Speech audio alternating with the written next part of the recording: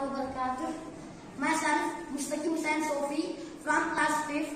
Today I want to deliver a lecture about the difference between animal cell and plant cell. It is the fundamental and functional unit of life. The cells were observed by English scientist Robert Hooke in 1665. Now we will talk about lecture that is difference between animal cell and plant cell.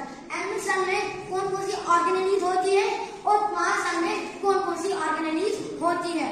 The first difference between the animal cell and plant cell is that the shape of animal cell is irregular, whereas the shape of plant cell is rectangular. इसका मतलब यह है कि जो animal cell है उसकी shape है वह irregular, इसकी कोई particular shape नहीं होती है, जबकि plant cell की कोई एक दो मतलब square और rectangular shape होती है.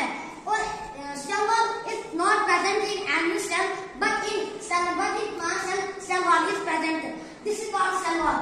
In the outer covering part of the plant cell. Then there is plasma membrane is present in both cells, in animal cell as well as in plant cell. Then there is nucleus. Nucleus is present in both cells, but difference is that in animal cell nucleus is present in center. This is called the nucleus, but in plant cell nucleus is located at one side. That is building. इसका मतलब यह है कि जो nucleus है वो दोनों में प्रेजेंट है, लेकिन फर्क यह है कि जो न्यूक्लियस है एनिमल सेल में वो सेंटर में प्रेजेंट होता है, जबकि न्यूक्लियस प्लांट सेल में एक सेल में एनिमल सेल में these are called the lysosomes, and there are only two lysosomes that are present in plant cells.